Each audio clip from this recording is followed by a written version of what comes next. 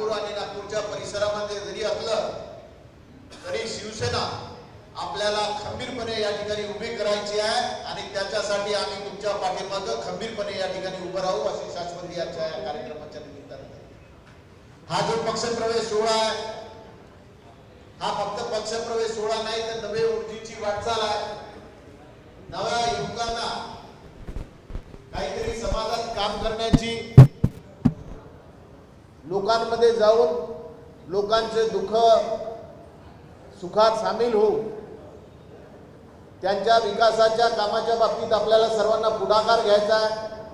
आणि हे सर्व करत असताना आज जरी आपल्या या नागपूर शहरामध्ये पक्षाची परिस्थिती, पक्षाचे वाटचाल, पक्षाचे नगरसेवक, पक्षाचे आमदार, पक्षाचा खासदार जरी नसला तरी तुम्ही आम्ही जिद्दीनं या ठिकाणी काम केलं, जिद्दीनं परिश्रम केलं, जिद्दीने मेहनत केली तर निश्चितपणे आपण या नागपूर शहरामध्ये सुद्धा इतिहास घडवू शकतो.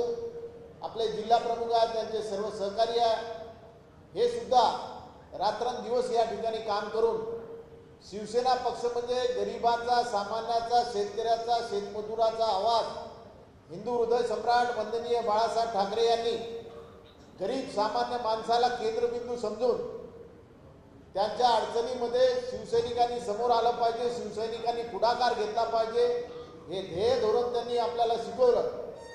आणि सामान्य माणसाचा आवाज शिवसेना पक्ष या संपूर्ण महाराष्ट्रामध्ये बनला.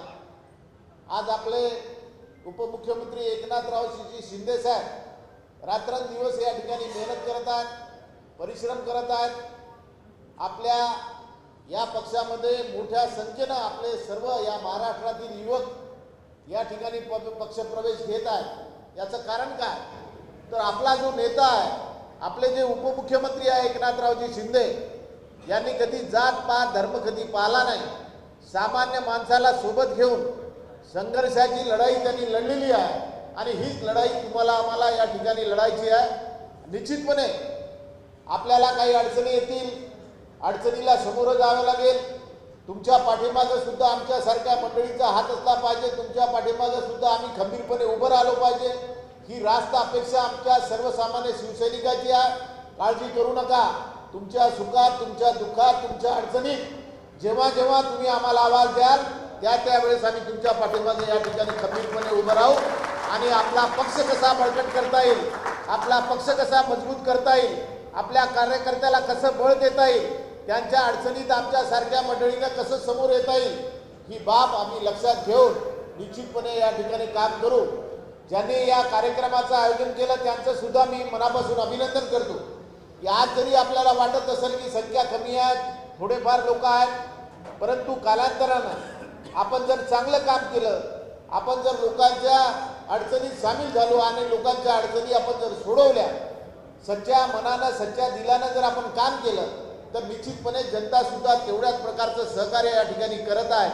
म्हणून आपण संघर्षाच्या या लढाईमध्ये आपला पक्ष बळकट करण्याच्या हेतूनं तुम्ही जो पुढाकार घेतलेला आहे तो अत्यंत अभिमानास्पद आणि निश्चितपणे तुमची या ठिकाणी प्रशंसा करण्यासारखा आहे.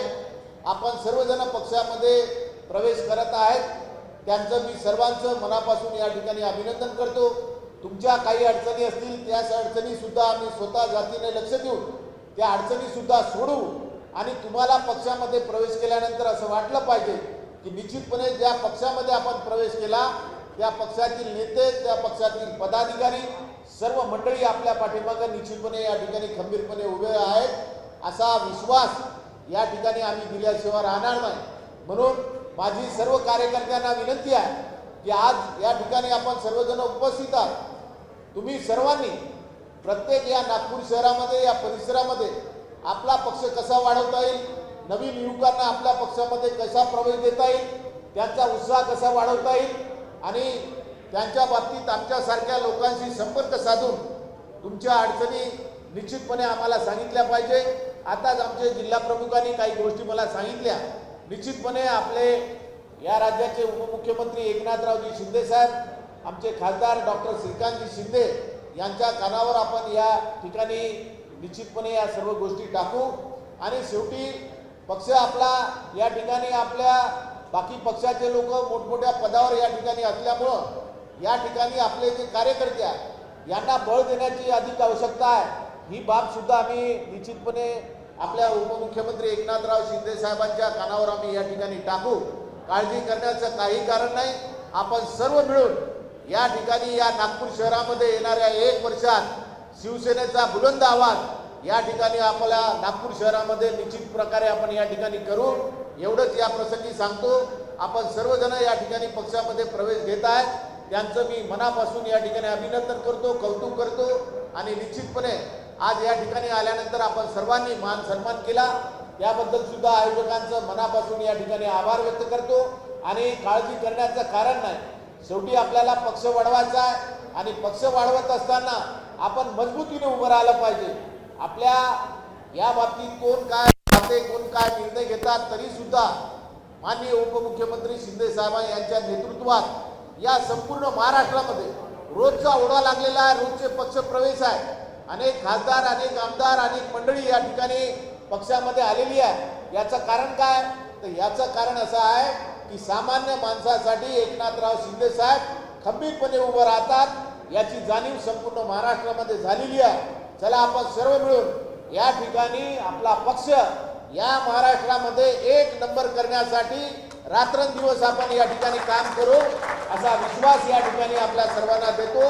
आपल्या सर्वांना मनापासून या ठिकाणी खूप खूप शुभेच्छा देतो आणि माझे 2 शब्द संपवतो। जय हिंद, जय महाराष्ट्र।